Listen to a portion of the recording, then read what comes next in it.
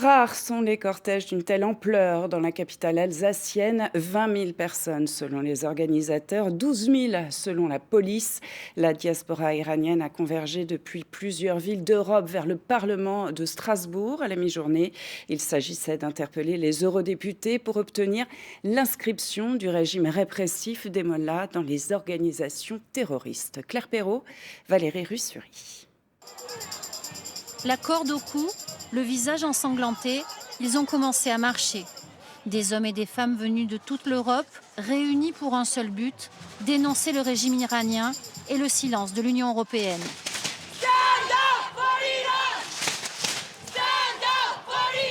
Debout pour l'Iran, ils défilent contre les exécutions. Libérez l'Iran, ils ont besoin d'aide. Nous voulons changer les choses, que les politiciens nous voient, sachent ce qu'on pense et que ce régime est un régime terroriste. Et ils ont tué beaucoup d'enfants. La reconnaissance des gardiens de la Révolution comme une organisation terroriste, voilà ce qu'ils réclament. Cela permettrait d'affaiblir le régime.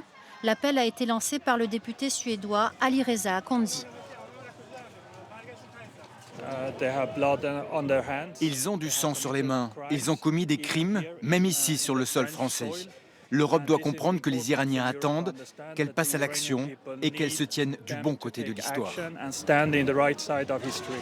Déterminés, ils passent devant chaque institution européenne pour crier leur colère. Avec au moins 12 000 manifestants, c'est l'une des plus fortes mobilisations depuis le début de la contestation. Je suis très impressionnée. J'avais jamais vu autant de monde iranien rassemblé. Ils sont là, tous les Kurdes, des Turcs, des Iraniens sont venus de toute l'Europe ici pour manifester. Et c'est incroyable.